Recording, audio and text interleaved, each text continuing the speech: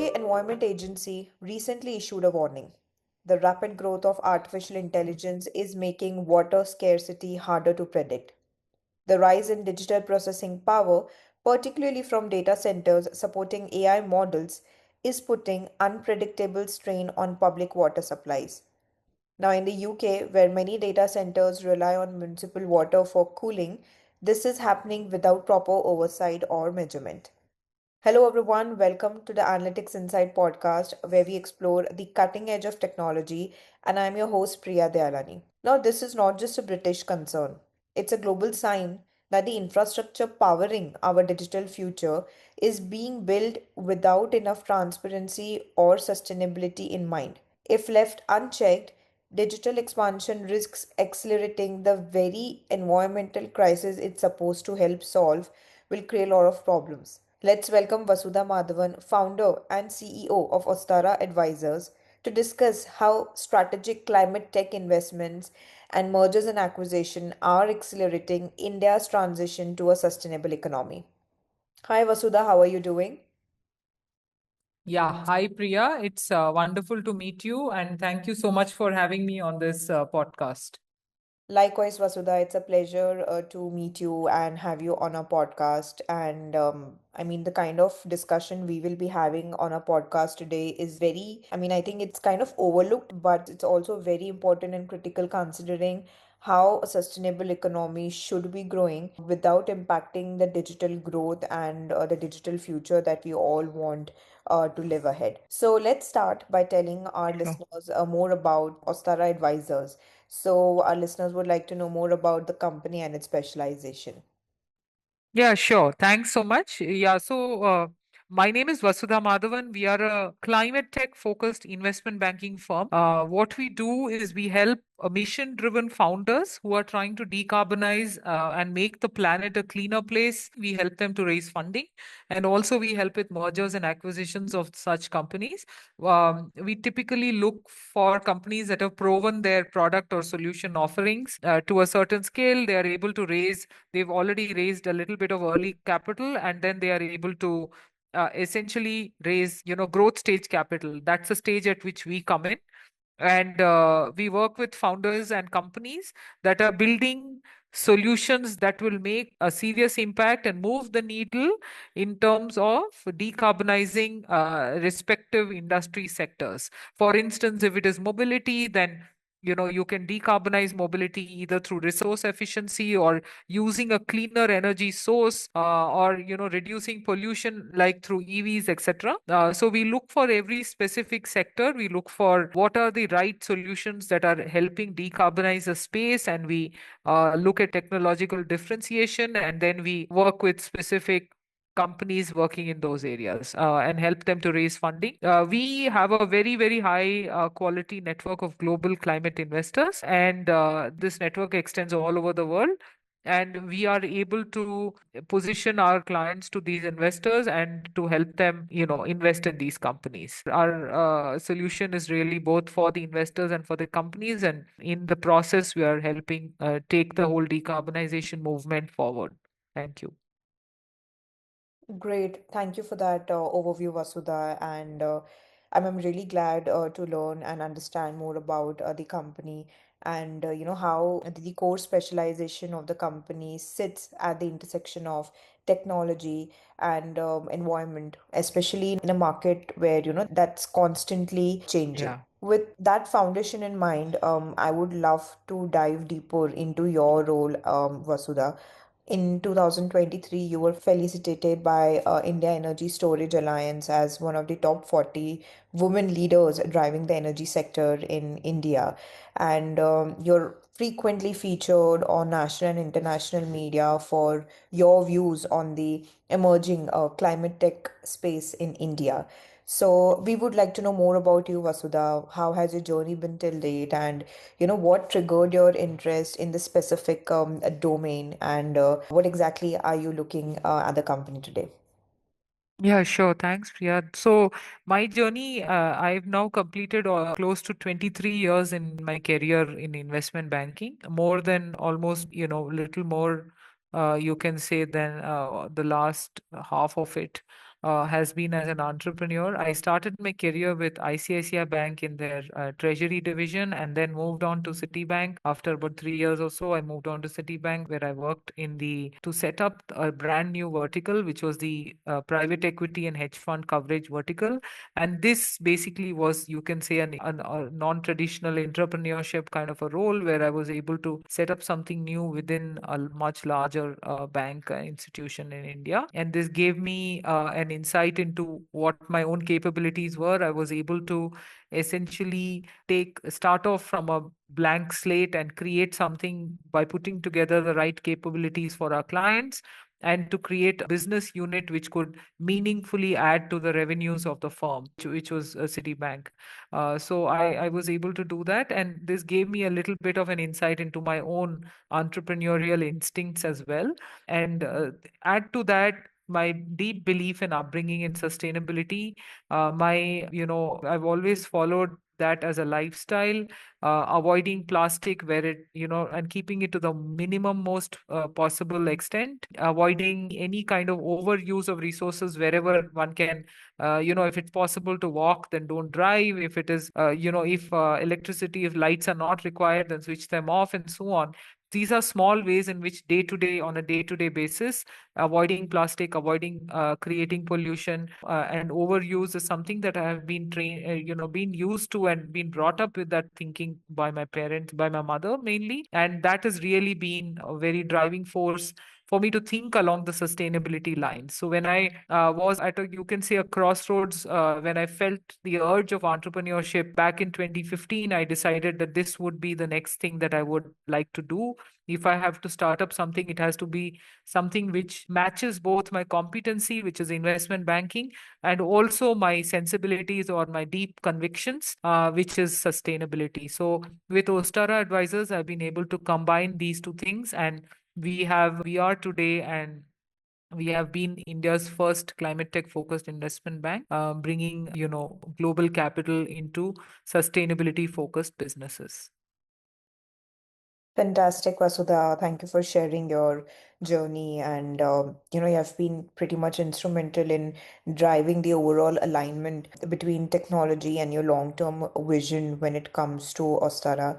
And I think it gives a very clear picture of, how your role and leadership kind of translates into more real and measurable impact on the ground. Moving ahead, when we talk about generative AI, Gen AI, so services like ChatGPT are driving a new era of growth along the entire supporting infrastructure chain for these technologies. Now, since most of the AI workloads today live in the cloud and the need for AI grows, so will the demand for cloud infrastructure. So, this is seen in the amount of data center capacity that cloud providers are planning to add. And this rising demand for data centers is also fueling a surge in data center construction, both in key markets and non traditional locations around the world. So, why Yeah. is this AI boom fundamentally changing how we must think about data center design and sustainability?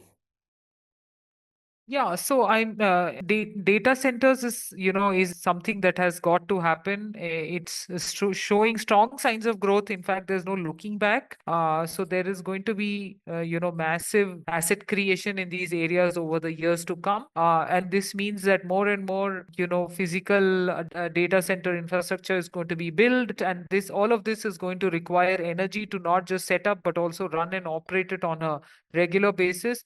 The more intense the data, the more the data centers racks get heated, and you need to do special cooling then to support that.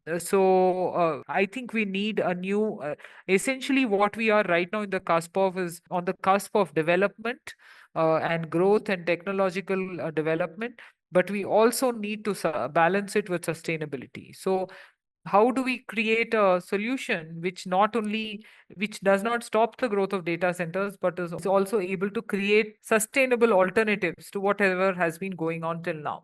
So some examples, like first of all, can we power data centers through clean energy sources, which could be solar or it could be wind, nuclear even, which are increasingly coming into global markets.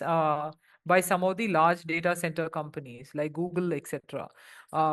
They are evaluating cleaner sources of energy that need not be from burning coal. And that's one part. The second important part is the energy again used in operating these assets, which is really the cooling infrastructure that needs to be built. Typically, these data centers tend to get overheated, and we need to have alternative cooling methods for it, which need not come from excessive energy usage. So this can be through alternative cooling, liquid cooling, and other technologies which are innovative in their use of energy and reduce the use of energy. We also have seen aspects like phase change materials, etc., which can store cold temperature for longer periods of time and then help in cooling down the data center. And during the time that they are, dispensing the energy, there doesn't have to be constant refrigeration. So in a way, I think new age coolants or even innovative refrigerants and cooling technologies will definitely go a long way in actually changing the status quo for data centers. Definitely, Vasudha. And I think what clearly stands out is that AI boom isn't just increasing the demand for data centers and data centers infrastructure alike. It's completely changing how we should design, power, and also operate them. And like you mentioned about the cooling innovation and the different technologies that are coming in. So I think we are no longer talking about incremental upgrades.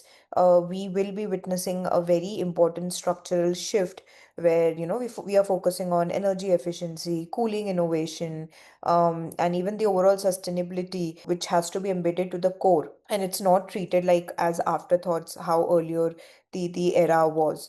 And I think it really reinforces the idea that the future of AI isn't just about training quality data and building smarter models, but we need to also focus on smarter infrastructure as well, of course, keeping sustainability in mind. So now we're talking about data centers, right? And we have been hearing a lot about green data centers. And I think developing a green data center has become a necessity, as the importance of these infrastructure extends beyond just mere the technical requirement.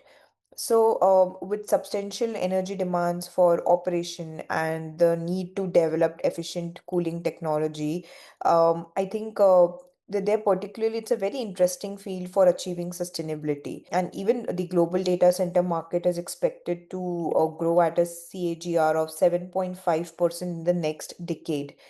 So green data centers, we often use that term pretty much very much loosely. What actually defines a green or a sustainable data center beyond just, renewable energy claims that are associated with it? What is something that we need to keep in mind or learn about it when we talk about green data centers? Yeah, I mean, so a green data center is essentially, a quick catch-all term for something which uses green energy or clean energy, right? And I mean, like I mentioned, there are multiple ways to actually arrive at it. While you're really saying that you need more and more data centers, how exactly do they use energy, right? Like, you need to think about what is their way in which they use energy, and how can we make every aspect of it more sustainable, right? So it's essentially what we say is a green data center is a facility which is designed to house this kind of IT infrastructure that we need for as we go further into AI, etc., while maximizing energy efficiency and reducing the environmental impact through the life cycle. So this is really what we need to focus on, and that defines a green data center. So we essentially look at the environmental impact of it and see how we can reduce it to the minimum. And this can be done through, there are some key characteristics. So you can say there are some key metrics that is typically used. One of them is the energy efficiency or energy usage, power usage effectiveness, what we call, which is a benchmark for looking at how a data center does or uses energy or the usage effectiveness of the energy. which is really to do with the compute power of the data center and how much energy it uses for running the data center for that compute power. So when you essentially put an equation of power usage and compute power, then efficiency comes from, or effectiveness comes from, getting the most amount of compute power for the least amount of energy, right? So that is a formula or a benchmark that we use in the data center world, where typically it is at 1.5 and we need to get it down to 1, right? That is a sort of one way in which you can say we need to move closer to becoming a more green data center. The second aspect is cooling. Like I already mentioned, cooling accounts for more than, you can say, more than 40 to 50% of the total energy use of the data center itself. So it's a pretty large use of energy for a data center. Now, in this, we can look at alternate solutions. So you look at passive cooling, which can actually come from leveraging the environment itself, which is if the air outside is cold, or interestingly, we've even seen data centers which are housed underwater, which is that using seawater to actually cool down the data center, submerged data centers, So this is about using the environment outside to cool the data center racks. And this actually comes from also in case of air cooling or passive cooling through cold air, which is ambient cold air.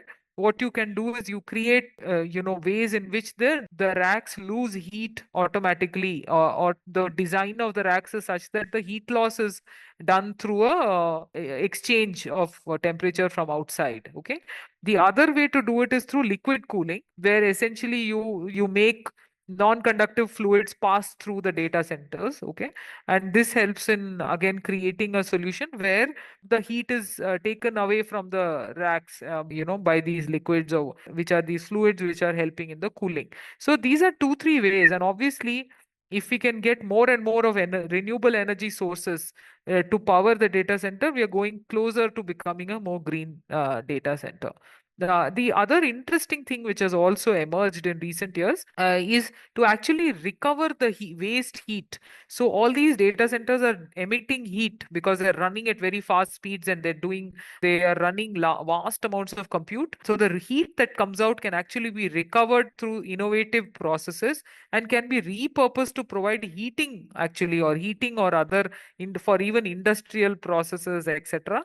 You can actually take that vented heat, which is actually going waste and into the environment. You can capture it and repurpose that heat. So that's also another very interesting way. So to summarize, we have the whole power usage effectiveness index, where we need to go closer to 1 from 1 point down from 1.5. We also have advanced cooling technologies. We have the use of renewable energy. And fourthly, we have waste heat recovery. I think these are 3, 4 ways in which we can actually define the green data center. That was a great distinction you made, Vasudha. And I think green itself, the word has become such a convenient label rather than a rigorous standard.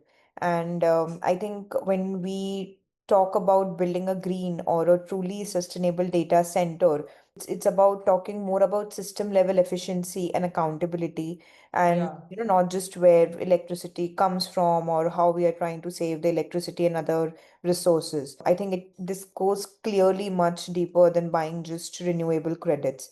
And it also helps us understand that sustainability in data centers isn't a one-time decision. It is an ongoing operational discipline that requires more rigorous focus on engineering, governance, and even long-term thinking. So when we talk about governance, Vasudha, so the regulations around sustainability reporting, tend to be very complex Yeah. and demanding. And definitely we need a lot of regulations in this particular era because, and on the other hand, I think businesses are also facing the demand for a more compliance from the European Union's corporate sustainable reporting directive. And we have global other standards also like IFRS and TCFD. So global players that are aiming for ESG compliance need more real-time, transparent, and verifiable data to, comply with these new standards. And traditional methods of collecting and analyzing data, they often fall short while meeting these requirements. So regulation and ESG pressures are rising. How do you think carbon reporting, energy transparency, and compliance requirements influence AI infrastructure decisions today? Yeah, I think, see, the world is moving sector by sector. It's not all over right now, but sector by sector, I think, especially in India, there is definitely a focus towards moving to a triple bottom line approach, right? Like, so we need to focus not just on whatever business we are doing, but also on the impact of it on the environment.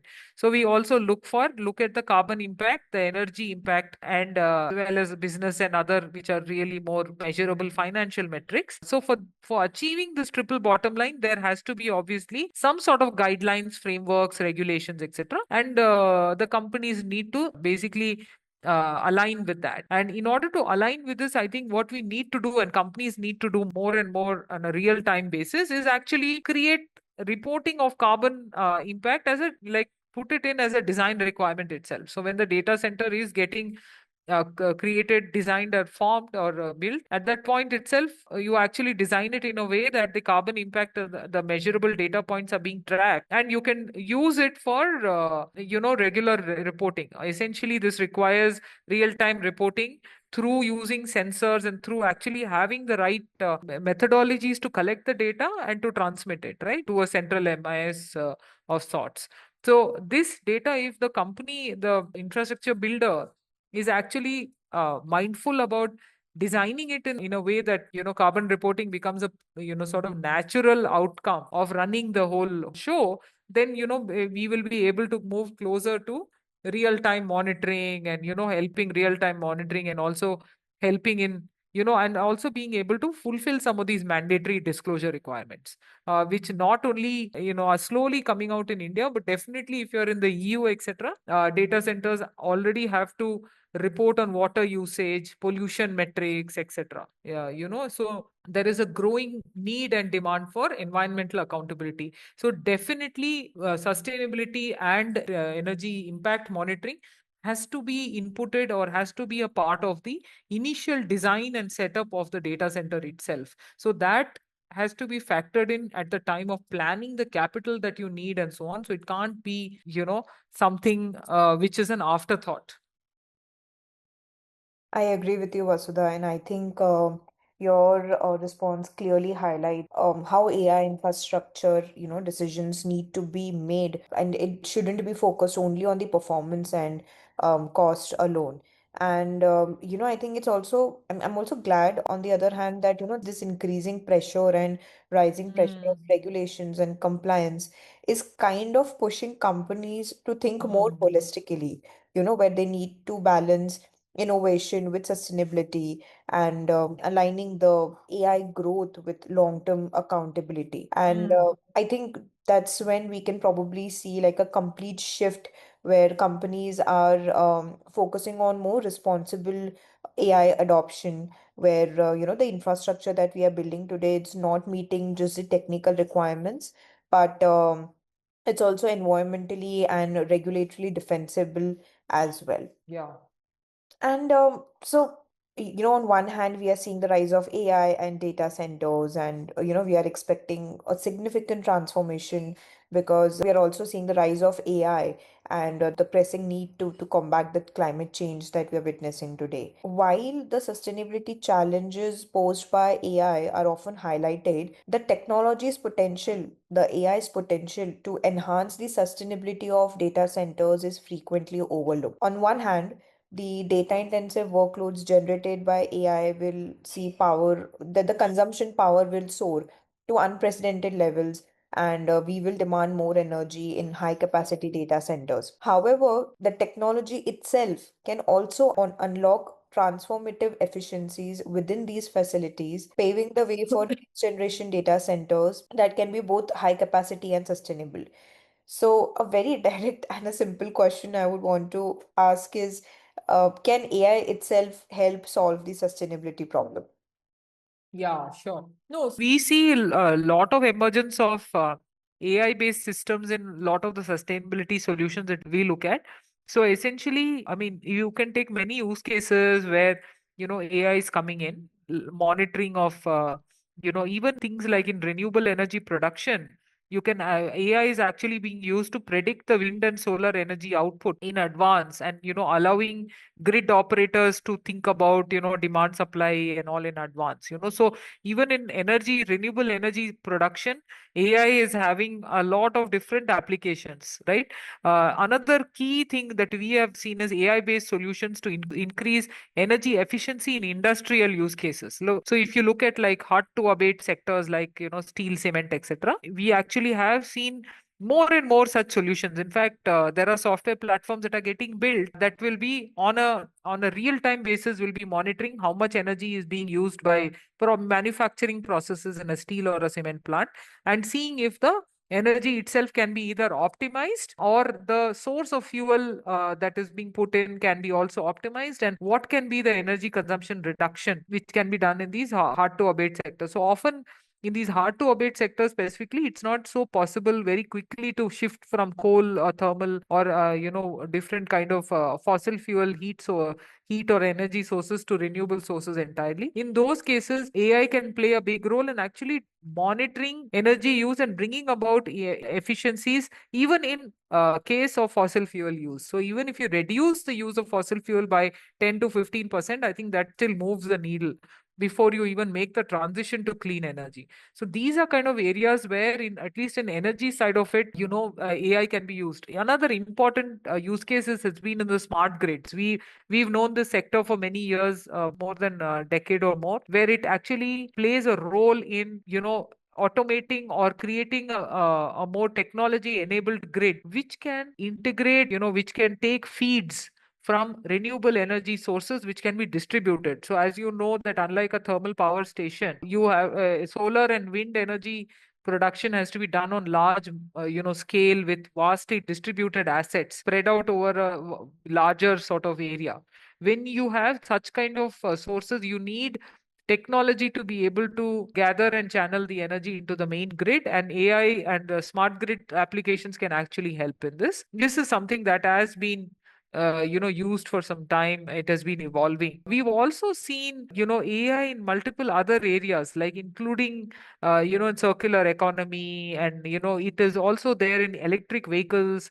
We have seen smart fleet management platforms, AI inside the vehicle itself, which can help in improving the efficiency of the EV, which is a non-polluting vehicle for the cities that we really direly need, and also in like logistics, fleet management, etc. So we've seen AI being applied all the way from core energy production, like in solar or wind, etc., all the way till end use cases like steel, cement, EV, mobility. We've also seen it in farming, where AI can be used to monitor various aspects of the soil or the climate, etc., or the environment, and decide what actions have to be taken in terms of fertilizers or timely actions on the farm itself. So there is a lot of different applications for AI and sustainability. That's a really important perspective, Vasudha, and I like how you have framed AI not as a silver bullet, but as a powerful enabler when used with a proper intent. And I think the overall concept of sustainability isn't about reducing the adverse effects of the environmental impact, but it's about making smarter and more informed decisions at scale. And I think that's where AI seems to be at a very unique advantage. And I think it's also important how we build and deploy these systems, wherein, the responsibility plays a very major role. And we need to ensure that AI itself is energy efficient, ethical, and also aligned with the long-term environmental goals. So, one last question for you, Vasudha, is that when we talk about deploying a sustainable solution, I think there's a lot of strategic alignment that we need with government and policymakers as well.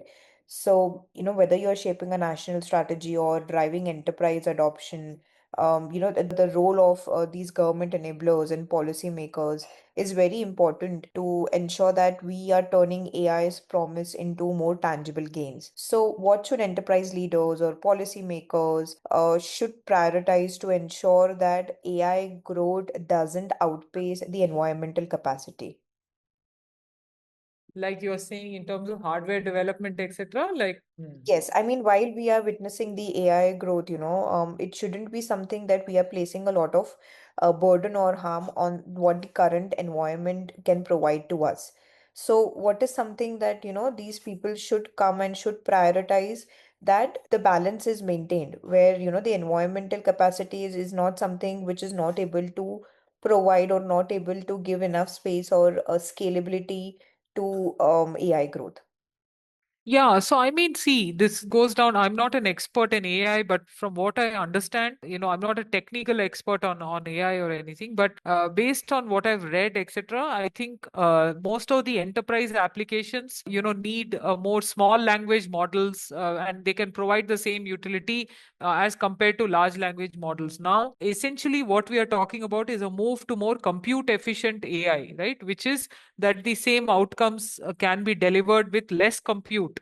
And if that is a sort of holy grail for creating more energy efficient AI, then innovation has to move in that direction, right? Then also, I think there should be a way to price in the carbon cost into the AI, right? Like if you're paying for AI, then you should also be able to pay for the carbon footprint that you're causing. If you're doing less carbon footprint, then you will, the AI company can actually sell it for less because the impact is so, then they will have a competitive advantage. So I think there has to be a very integrated way, an interesting way to make AI, to incentivize AI companies to actually be more compute efficient by creating a market led pricing model for carbon footprint. These are some of the things. I mean, if you move forward with like things like you can have green compute credits and things like that. So essentially, if you create a more compute efficient platform and you're able to generate, a market benefit for it, either through carbon credits or to be through cheaper pricing that you can offer, that will help more customers come to your platform. I think there is definitely possibility for AI to actually grow in volume, but also be more climate friendly or earth friendly when, in this particular type of growth. This is in addition to all the other points that I've mentioned regarding, how to create a more greener data center, which we already spoke about. So in addition to that, if AI itself and the compute itself can be more compute efficient and more energy efficient, I think there is a massive advantage that we could probably look at. Definitely, and I believe the transition to low carbon, high capacity data centers is critical as the demand for data storage and processing continues to surge. AI combined with innovative green technologies can and I think will spearhead this transition. I believe together AI and the green technologies are set to transform data center operations by empowering them to manage larger capacities while reducing their carbon footprints. Well, thank you so much, Vasudha, for taking out the time and effort to be on a podcast today and helping us understand that despite the data center boom, it's important that we support the sustainability objectives that can meet the growing data demands brought about by the rise of AI in the future and also ensure that the innovation is kept at pace. It's time to slow down, ask the right questions, and make decisions in public because digital infrastructure isn't just shaping our future, it's also shaping our climate, our economies, and also our democracies. Thank you so much, Yeah. Vasudha, for sharing your insights. It was lovely chatting with you. Thank you. Thank you, Priya. Thanks for your help. Thanks for this. This has been great. Yeah. Thanks for the conversation. Thank you. Thank you so much, Vasudha. So, this is for our listeners. I hope you enjoyed today's discussion around climate change, the role of AI in supporting sustainability objectives, and how we can balance the environmental capacity and ensure that AI growth is set to be at a pace where we can live in a digital world without worrying about the carbon footprints. Thank you so much. You can view all our previous episodes on Spotify and other leading platforms. Stay tuned for upcoming podcasts. Thank you.